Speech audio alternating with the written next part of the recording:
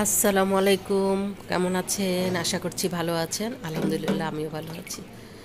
আজকে রান্না করব পাবদা মাছ দিয়ে আলু দিয়ে পুরপুরি। খুবই মজাদার, হাতে মেখে রান্না করব। ছোট ছোট আলু কুচি করে কেটে নিয়েছি, এর মধ্যে দিয়ে দিব কয়েকটা কাঁঠালের বিচি। নতুন কাঁঠালের বিচি দিয়ে খেতে কিন্তু দারুণ মজা হয়। তার মধ্যে দিয়ে দিলাম পেঁয়াজ, একটু বেশি করে পেঁয়াজ দিয়ে দিলাম, কাঁচামরিচ দিয়ে দিব, তারপরে একটু রসুন কুচিও দিয়ে দিব, কাঁচা পাকা মিলে কাঁচামরিচ দিয়ে দিলাম, একটু রসুন কুচিও দিয়ে দিব সঙ্গে, কাঁঠাল বিচির সঙ্গে। মানে নতুন কাঁঠালের বিচিটা খেতে মজা লাগে, নরম, এজন্য একটু কয়েকটা দিয়ে দিলাম। এতে কিন্তু মাছটা খেতে অনেক মজা হয়। পাবদা মাছ তো অনেকভাবে খেয়েছেন, এইভাবে হাতে মেখে খেতে কিন্তু দারুণ মজা। আর এখানে জিরে গুঁড়ো, ধনে গুঁড়ো আর একটু সামান্য মরিচ গুঁড়ো দিয়েছি। গুঁড়া মরিচ এখানে বেশি দেওয়া যাবে না। আর জিরা গুঁড়ো আর হলুদ, একটু লবণ দিয়ে দিলাম 1 চামচের মতো। তারপরে তেল দিয়ে ভালো করে মেখে নিব, একদম এটাকে মাখতে মাখতে মানে রান্না করার মতো করে ফেলবো। যত ভালো করে মাখা হবে খেতে কিন্তু ততই টেস্ট হবে। এখানে কিন্তু এটা আমি কচলিয়ে কচলিয়ে একেবারে দারুণ করে মেখে নেব। তারপরে উপরে পাবদা মাছগুলো দিয়ে দেবো, মানে হাতটা ধুয়ে একটু পানি দেবো 1/2 কাপের মতো, দিয়ে পাবদা পাবদা মাছ তো অনেক নরম মাছ, ওটা কিন্তু খুব তাড়াতাড়ি হয়ে যায়, এই জন্য সবার শেষে ওটাকে দিতে হবে। তো আমি ভালো করে মেখে মেখে নিচ্ছি। আর এই মাছটা কিন্তু সবভাবেই খাওয়া যায়, বিশেষ করে নরম মাছ, এই জন্য এইভাবে রান্না করলে খুবই মজা হয়। এত মজা হয়েছে কি বলবো, দারুণ সুস্বাদু হয়েছে, মাছটা মেখে রান্না করেছি। তো আমি পানি দিয়ে দিলাম, এখন উপর দিয়ে পাবদা মাছগুলো দিয়ে দিব। আর পাবদা মাছগুলো ভালো করে ধুয়ে নিয়েছি, লবণ দিয়ে ধুয়ে নিয়েছি। সাদা লাগছে না, একদম চকচকে ঝকঝকে মাছ।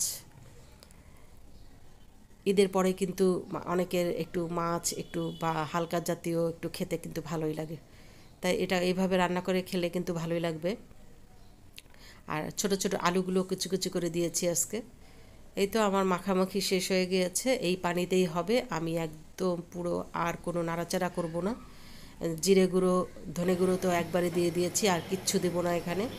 আর শেষের দিকে অনেকে ধনেপাতা দেয়, আমাদের বাসায় ধনেপাতাটা বেশি পছন্দ করে না, এই জন্য আমি ধনেপাতাটা বেশি দিতে চাই না। আর অসময়ে ধনেপাতা কিন্তু বেশি মজাও হয় না। অতএব জিরে গুঁড়ার ঘ্রাণটা যে থাকে ওটাই কিন্তু। বলক এসে গেছে, তারপরে এই তো একটু আর একটু পানি শুকালেই, একদম যখন পানিটা পুরাপুরি শুকায় যাবে, পুরপুর করে আওয়াজ হবে।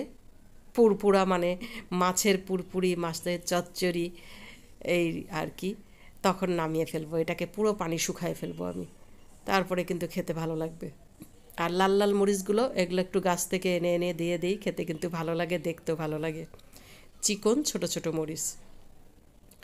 আর এই তো আমার মাছ ভাজা, একদম মাছ ভাজা আর কি, মাছের পুরপুরি কমপ্লিট। নামিয়ে ফেলবো, আর একটু শুকিয়ে গেলেই, যখন তেলটা উপরে উঠে আসবে তখনই নামিয়ে ফেলবো আমার মাছের পুরপুরি। অনেক অনেক মজাদার, বেশি সময়ও লাগে না, অত বেশি ঝামেলাও নেই, একদম মাখিয়ে উঠে দেওয়া। খেতে কিন্তু দুর্দান্ত। এই যে উপর থেকে পুরপুর পুরপুর করে কিন্তু আওয়াজ হচ্ছে, আওয়াজটা বন্ধ করে দিছি, আওয়াজটা একদম পুরপুর করে আওয়াজ হচ্ছে, আর তেল বের হয়েছে। এখন নামিয়ে ফেলবো, হয়ে গেছে আমার মাছের চচ্চড়ি পুরপুরি। মজাদার, খেতে কিন্তু দারুণ লাগবে। তো এই যে উঠিয়ে ফেলছি, ঢেকে রাখবো কিছুক্ষণ পর, তারপরে খাবার আগে তুলে ফেলবো। এই যে এখন আমরা খাবো, এখন উঠাচ্ছি। কত যে লোভনীয়, সুস্বাদু কাঁঠালের বিচি আলু কুচি দিয়ে।